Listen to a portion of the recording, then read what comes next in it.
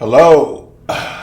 Today is May 18th, 2024, and this is the second part of PreWorkout Chat. So, in this part, I just wanted to go over why it may be beneficial for you to chase the pump. Now, before I was talking about, my diet, some changes I have to make to the diet, and I just went over some financial issues. And, in that episode, it kept kind of ending with me referencing back to me chasing the pump. Um, Ultimately speaking, right, when you're chasing that pump, you are basically you're gaining strength, you're gaining muscle, and when you're gaining muscle, you're basically adding more active tissue to your body. And when you add more active tissue, and when I say active tissue, I'm talking about the reason why your metabolism is basically a measurement of how much energy is required to maintain cellular function and to maintain homeostasis, which is the temperature of your body. You have to maintain a certain temperature so that your cells remain alive. If your body gets too cold, essentially your cells will die off. That's why you get. That's why stuff like frostbite happens. Essentially, the cells reach their breaking point, and the tissue is now dead. So that can essentially happen to your whole body if your body cannot keep maintain its temperature. So that's what your metabolism is doing. Essentially, you're basically like a furnace, and um, the more muscle that you have on that furnace, um, the bigger your furnace is. Now you might be thinking, okay, well, what about somebody who's like, obese, like myself, for example, right? You see all this fat. Well, this fat also has to maintain a certain temperature as well. So that's why people who are big require more calories to maintain that weight. See, if they're consuming um, the exact amount of calories that they need to maintain that fat, their weight will always remain the same. And it's the same thing with muscle tissue. You need to be able to consume enough calories to maintain that muscle as well. So you need to have a high amount of calories to maintain muscles, and you need to have high amount of calories to maintain fat. The only difference between the fat and the muscle is that the muscle is a more active tissue compared to the fat, which is a more inactive tissue, because the fat is basically energy storage, right? So to utilize that energy storage, the body has to actually put in more work because it has to break down that energy in order to use it. It's the same thing if your body wishes to utilize your muscle for energy, it has to break down your muscle tissue. And so it's going to have to utilize more work to break down the muscle tissue. But when your body is deciding whether it wants to maintain your muscle mass or maintain your fat, this comes down to which is easier to maintain. It's actually easier for your body to maintain your fat than it is for your body to maintain your muscles, because muscle is a more active tissue and requires more resources than fat. So with that being said, your body will often decide to break down your muscle before it chooses to break down your fat. And this becomes very prevalent, especially if you're not utilizing that muscle, right? So for example, if you, let's say you built a bench press up to like a 250-pound bench press, right?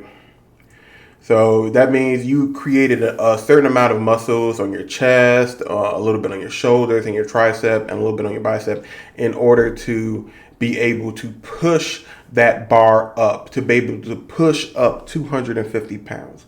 So if you created enough muscle mass for that to happen, your body has to maintain that muscle mass for that function. If you suddenly stop pushing that 250 pounds, and let's say you're at a caloric deficit for whatever reason, your body is going to start looking at stuff it doesn't need. And if you're no longer pushing that 250 pounds, your body's going to look at your chest and going to go like, well, I don't need all that muscle. Why do I need all that muscle? We're not doing anything with it. There is nothing in it's nothing in that human's environment that requires them to need that muscle to survive. So your body's going to automatically just get rid of it. It's going to, even if you have a little bit of weight on you, your body's going to want to get rid of the muscle before it wants to get rid of the fat. And so you have to kind of understand that. The reason why I chase the pump is because essentially eating at a caloric deficit is going to eventually force my body to have to make a choice. Break down muscle tissue or break down fat. If I'm consistently using each of my muscle groups and I'm doing at a point where the muscle needs to basically build itself up, then I'm forcing my body to want to break down fat versus break down the muscle. Of course, I'm also creating an environment that's not conducive to ridiculous muscle development, right? High level muscle development. That's a better word. I'm not creating an environment that's conducive of creating a high muscle development. The environment still, because there's enough nutrients coming in from the food that I eat and the supplements that I take and the amount of protein that I'm taking, I'm getting enough nutrients needed to repair and build up those muscles. It's just that I'm creating a caloric deficit, and since I'm utilizing my muscles, I'm forcing my body to choose to break down the fat. Now, this is where the maintaining homeostasis comes in. Because my muscles are increasing in size and the strength of the fibrous tissue, because my muscles are increasing, I'm therefore increasing my overall mass, and I am creating a situation where my body has to utilize energy to maintain the new muscle growth as well. So you can almost think of it like this, right? You have a room, and the room has a square footage of 100 feet. And you have a furnace in this room. Your furnace can heat up this room, but it requires X amount of energy in order to keep that room warm. By me adding muscle mass to my body, what I'm essentially doing is I'm increasing the size of the room. So I went from a room of 100 square feet to a room of 110 square feet. Now, there's something that actually counteracts that point, right? You see, I'm building muscle and I'm losing fat. And what this is doing is essentially, I'm keeping the room the same size, right?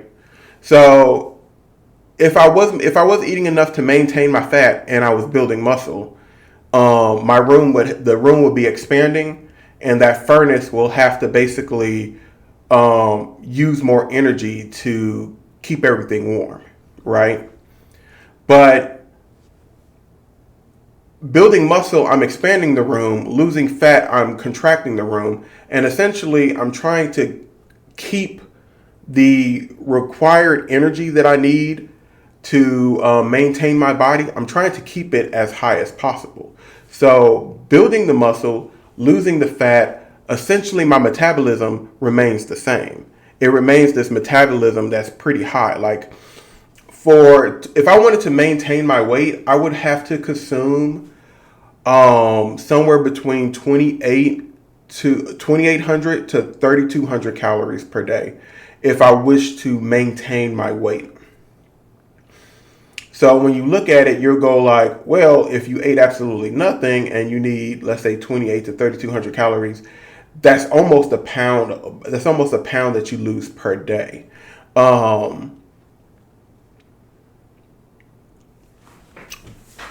But I'm not trying to lose a pound per day, so that's why I eat, right? So by me eating, I am not losing that pound per day.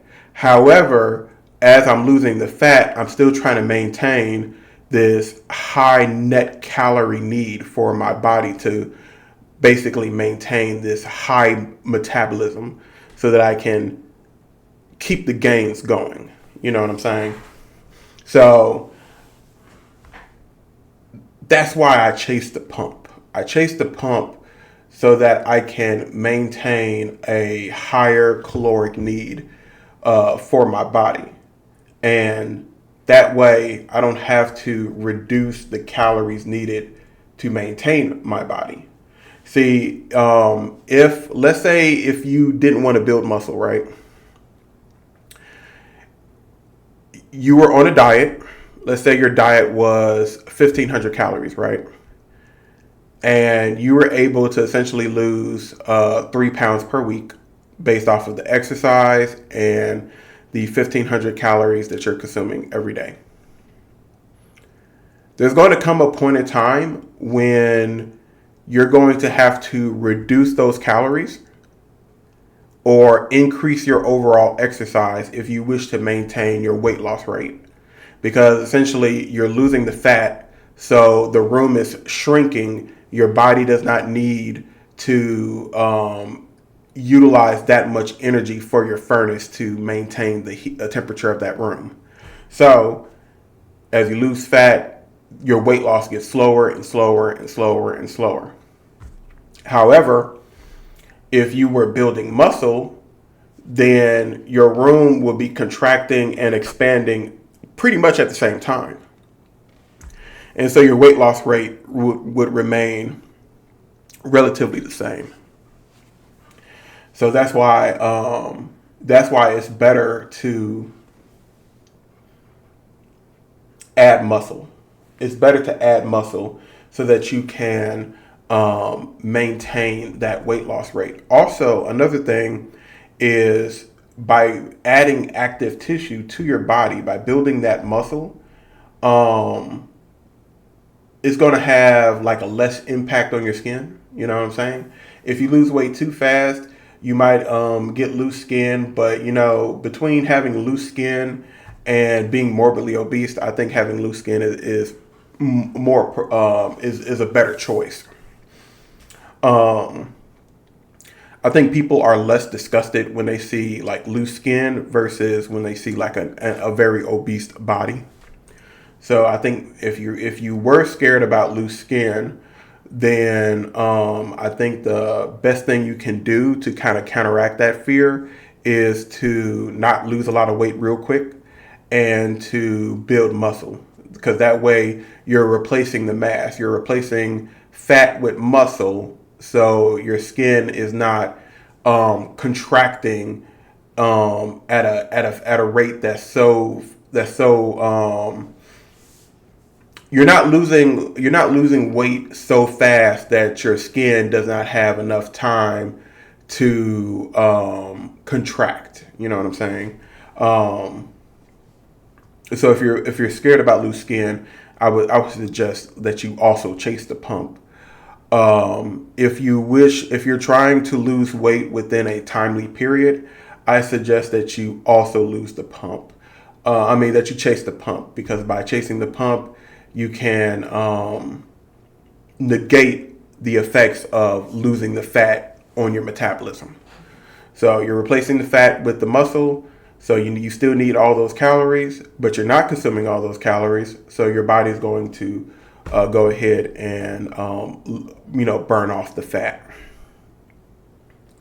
So yeah, that is why I chase the pump. So I chase the pump to reduce the effects of loose skin. I do expect to get loose skin. I'm 34 years old. I turned 35 in October. I've been a big boy. I've been a big boy for a very long time. So I do expect to get some type of loose skin. And it's okay. I'm okay with that. I am highly okay with that.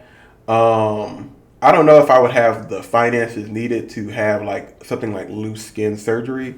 Not that I don't really care that much if I had to. I watch Obese to Beast, and he was a great inspiration for me for like accepting the whole loose skin thing, because he used to be really big and then he lost the weight and then now he has like a lot of loose skin. I don't know. It's been a while since I watched him, so I don't know if he ever got rid of it or not. However, I really don't care if he did or not. The fact of the matter is that he pretty much helped me to accept that type of body, and so if I was to have loose skin, it is what it is. If I can afford to, surgically remove the loose skin, I probably would. If I can't, I don't really care. It is what it is. I accepted that. So if that's one of the things that's kind of scaring you from going on this path and losing the weight and getting healthier, I want you to just go ahead and just let that go. Just let it go. Just accept it. If going back to the body positivity people, if you can accept your body as is, which is I think part of one of the steps that is needed in order for you to lose the weight, is to accept yourself and forgive yourself, right? And then you can begin to change yourself. If you can accept your obese body, I think you can accept a body that has a lot of loose skin.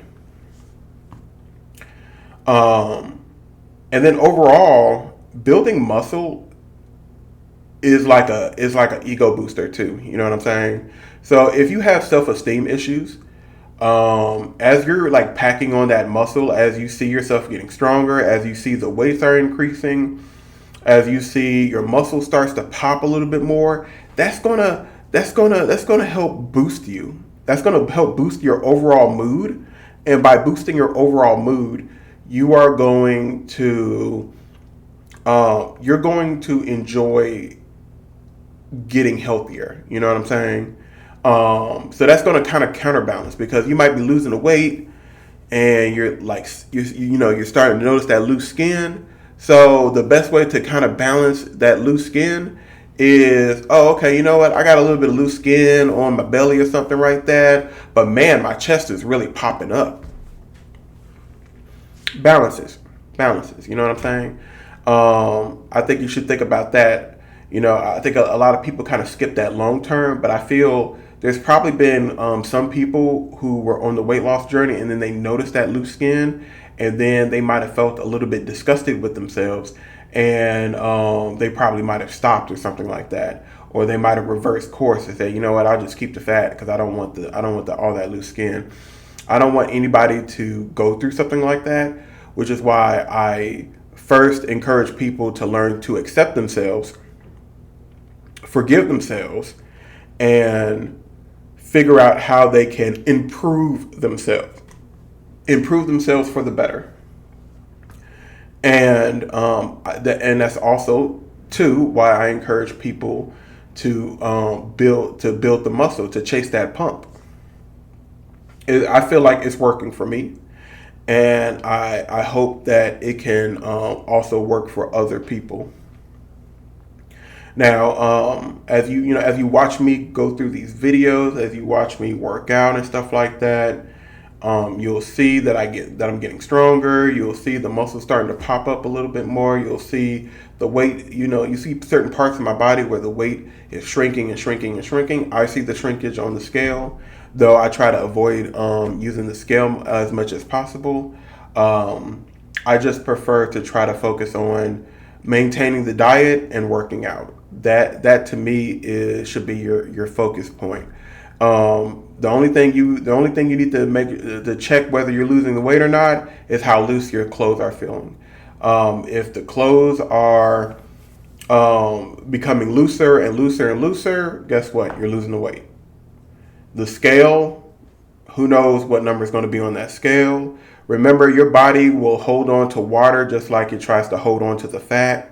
So you'll be looking at it and you go like, oh, I got on the scale. Last week I was at like 355 and this week I'm at like 360. I don't know what happened.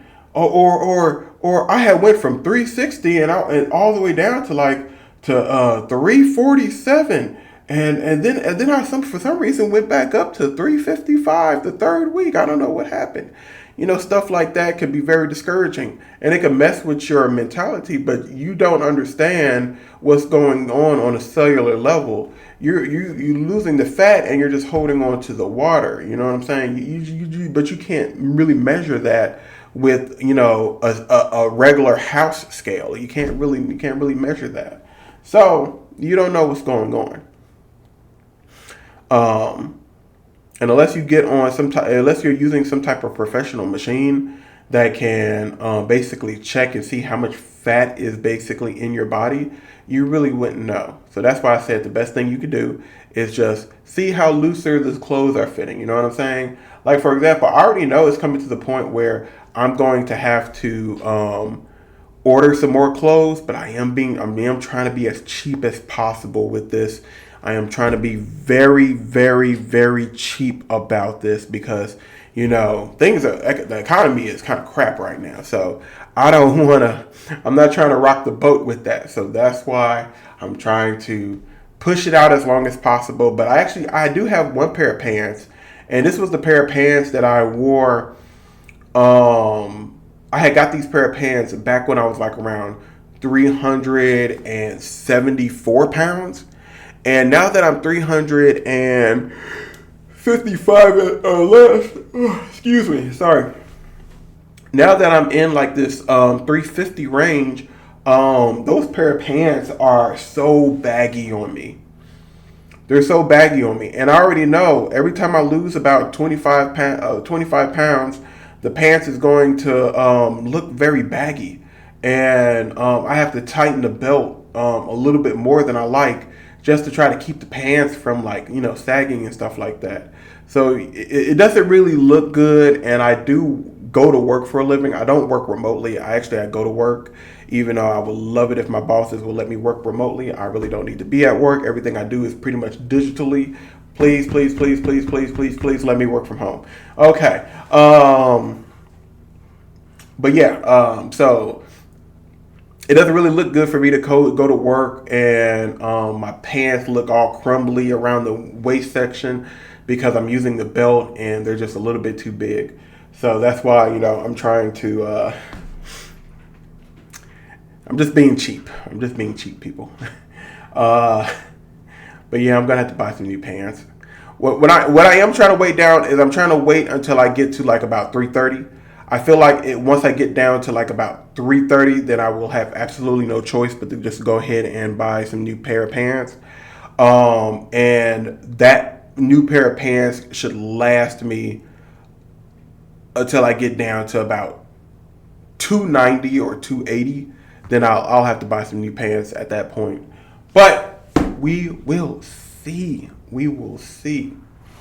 But anyway, I hope you guys got something out of this video.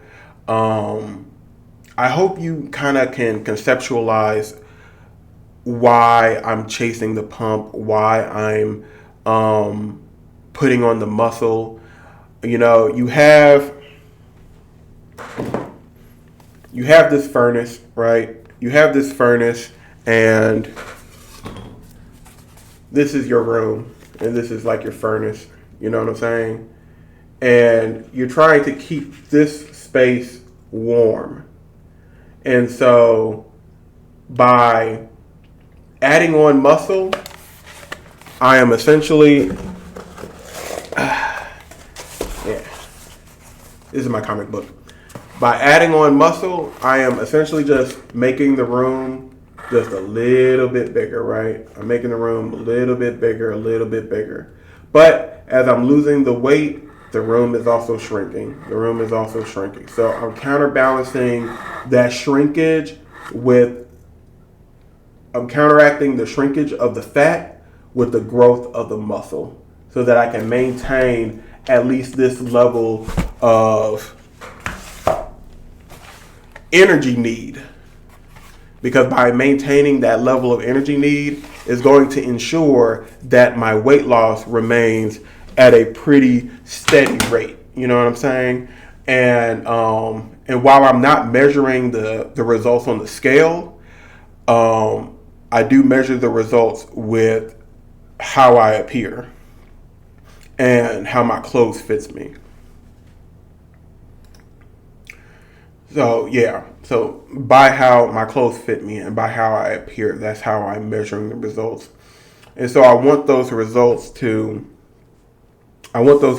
keep on going because I am a very visual person, and the weight loss itself, that just, it gets me going. You know what I'm saying? It makes me want to keep going. So as I see the weight on my bench press increases, as I see my pants get baggier, as I see, you know, my face get slimmer, because if you looked at how I looked, if you see how I look, you know what? I wasn't planning on needing to use this Excel sheet, but you know, if you see how I looked when I was like around 375 pounds, if you see how I look, you'll kind of notice that my cheeks were, you know, way more out than what they are now. Like if you see me now, you'll see that my cheeks have pretty much kind of like, you know, sucked in a little bit more.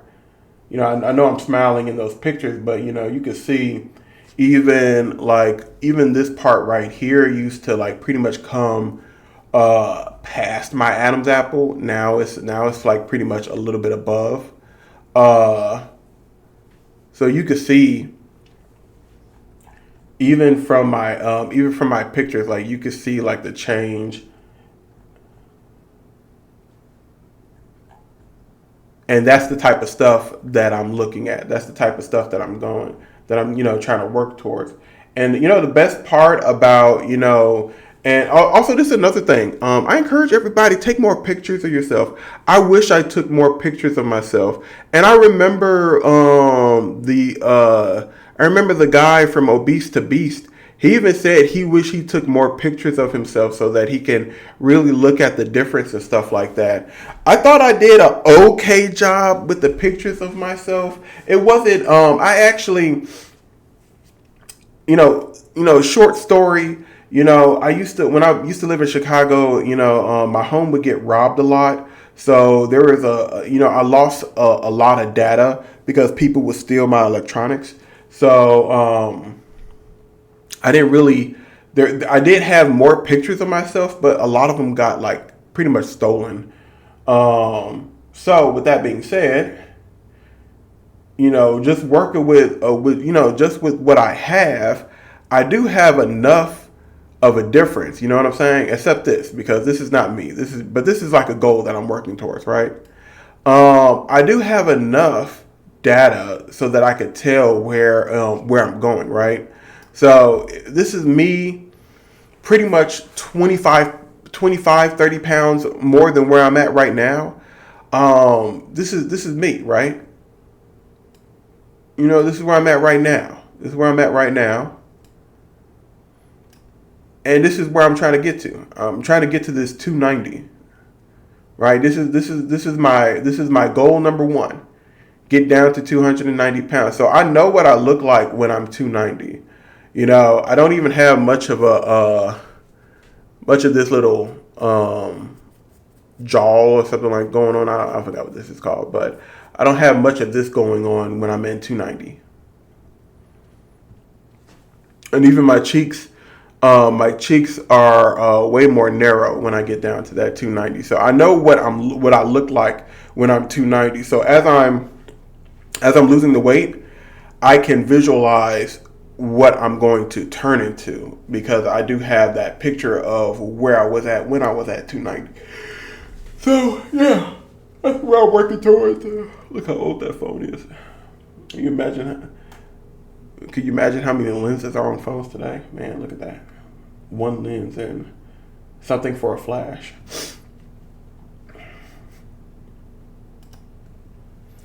So yeah, that's the seeing my body change into the body that I want it to be. Seeing my strength increase. That right there, it just keeps me in the game. It just keeps me going. So again, that's why, and here's the thing. Sometimes you might not really notice the physical change as you're losing weight. The scale is definitely not going to be your friend, so that might not show you what you want it to show you. But what changes consistently that you can see in real time? You can see how stronger you get. And that's why I encourage you to chase the pump. Because when you go like, oh, I was bench pressing 100 pounds a month ago, and now I'm bench pressing like 120 as my working set. I gotta put that clearance right there. I'm not talking about my 1 rep max. I'm talking about my working set. So before,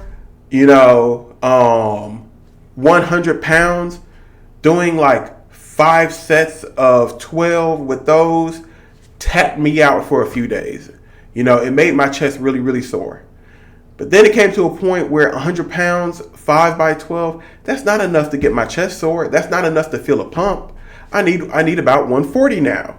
So I need 140 so that I can, tap my chest out so that I can feel that pump. You know what I'm saying?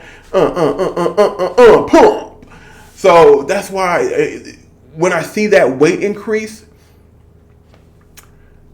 there is no ifs, ands, or buts. There is no figment of my imagination. There is no, you didn't count this calorie here and blah, blah, blah. This is something that I can visually see. This is something that I can actually physically feel in real life. I could feel my strength increasing. And that, here's the thing. Let's say I was to, I don't know, here's a pack of jelly or something like. So let's say I got like let's say I went to Chick-fil-A. And I got a biscuit. And I got a biscuit and I put some jelly on there. And the result was I went about 500 calories over the limit that I was planning on doing that day. I went 500 calories over. So, and maybe I did this one too many times this week. So I didn't really lose any weight this week. Or did I? Did I lose the weight? Because what if I gained a few ounces of muscle, huh? What if I gained like half an ounce of muscle over the course of a week? Like maybe I gained like 3 ounces of muscle and I only lost 3 ounces of fat. I rather be a 350 pound freak of muscle than to be like 350 pound fat. I'd rather be like 350 pound muscle man than to be 350 pound fat man. So that's why it wouldn't bother me. It doesn't bother me. I could get on the scale right now. It could say that I'm, I don't know, pick a number. Three. It could say that I'm 365 for whatever stupid reason. I don't know. The scale might have got like hit, or I don't know. Who gives a crap? As long as I see my bench press go up, as long as I see my squat go up, as long as I can see my row go up, my curls go up, my tricep push down goes up, as long as I can see my the weight that I use for my weighted ab crunch go up, as long as I can see my deadlift go up, as long as I can see my shoulder presses go up, guess what? I know I'm building muscle. I know I'm building muscle. And the other part is, let's say I did go over my calorie limit, and I went over my calorie limit in such a way where I didn't lose any weight. In fact, let's say I gained a few ounces. Guess what? Muscle building that week. Guess what? It went up. It went up because I had created an environment that was conducive for muscle growth because I ate at a caloric surplus. So it doesn't matter whether I eat at a caloric surplus. It doesn't matter whether I eat at a caloric deficit. Nothing matters as long as you're chasing the pump. As long as you're building muscle, as long as you're creating more active tissue, even a failure like not losing weight becomes a win. It becomes a win. You win regardless of what you do. Either you eat at a caloric deficit and you lose weight and you only build like a little bit of muscle, or you eat at a caloric surplus and you don't gain any fat, but you gain some muscle. You win regardless. You will always win. You will always be the winner when you chase the pump. And that's why I chase the pump. So whatever psychological issues that you might be facing, whatever demons that you might be facing, whatever your situation is financially that may prevent you from having the best diet in the world, the best quality food or whatever, it don't matter. You could be eating at a surplus. You could be eating at a deficit. As long as you are trying to build muscle and increase your strength, you're chasing that pump, you're going to feel good no matter what. You're going to feel good no matter what. So I'm just saying, if you accepted yourself, right? And I'm talking to the body positivity people. If you've accepted yourself, and you accepted yourself for being like really, really fat, it doesn't matter. You accepted yourself, but you realize that medically speaking, that is not the best way to go. Well, guess what? If you like your mass, if you're okay with that massive body that you have, build some muscle. Build some muscle. Eat you can still eat the food that you like eating. You can still eat the food. Maybe change it where instead of eating like French fries, you're eating 2 beef patties. You know what I'm saying? Basically increase your protein. Increase your protein, and just build the muscle. Build that muscle. So you're gonna feel good. You're gonna feel good. I encourage people, chase that pump. Chase that pump. And as long as you're chasing that pump, you're going to be a winner no matter what the outcome is. You're either going to be one of those big burly people, you know what I'm saying? Have you seen those big burly London dudes, you know what I'm saying? Like you see them coming down an alley. You see, number one, they taking up all of that alley, and then number two, when you see them come like right in front of you, you're going to see that they're like this big kind of hulking type of dude and stuff like that. But it looked like he has a little bit of gut, but you definitely know he's ready to rumble. He is ready to rumble. It's like whatever he do is going to hurt. It's going to hurt. You know what I'm saying? Like, you ever seen those old movies where they have like the English dude, the English gangsters, and they always got like this big burly dude and stuff like that. That's what I'm talking about. That could be you, okay? That could be you. So you can still be a pretty big dude. You can still be a pretty big dude. You just need to have some muscle with that. So that's why, again, I hope these ramblings was enough to try to convince anybody that sees this. I hope it's enough to convince you to chase that pump. Chase the pump. You know, even if you fail at the diet, and by the way, you can keep failing at the diet. You can keep doing good with the diet. You could do that at your own pace. Okay? I do not. One thing I will also tell people: don't try to be perfect. Don't try to do this diet thing perfect. Don't try to do this exercise thing perfect. I am not perfect. You are not perfect. Nobody's perfect. Not even the people who are super healthy and have all the muscles. They're not perfect. Even the science behind exercise and medicine and stuff like that, it's not perfect. Nothing's perfect. So don't try to create a perfect routine. Just create a routine that works for you. And how you create a routine that works for you is very, very, very easy. All you have to do is pick a few exercises and do them. It doesn't matter the reps. It doesn't matter the sets. It doesn't matter the exercise. There's plenty of free material online. If you follow Coach Greg Doucet, he has like free material out there. He has a whole free diet. He has free exercises. You could download that stuff.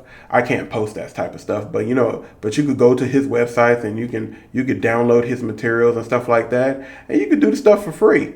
And all you have to do is do whatever somebody suggested, do whatever exercise program you get online or you buy. It doesn't really matter. Start doing them and then adjust them to work for you. Like, for example, instead of doing like a regular lat pull down, you could do like a straight arm lat pull down.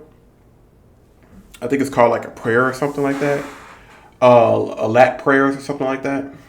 You could do those. You don't have to do everything one for one. You don't have to even go with the exact exercises that's there. Like maybe your knees are busted, so you can't really do squats like that. Maybe you could do some type of leg press. There's plenty of things you can do. All you have to do is just do like I do. You see, I went from a full body routine to like a upper body, lower body routine.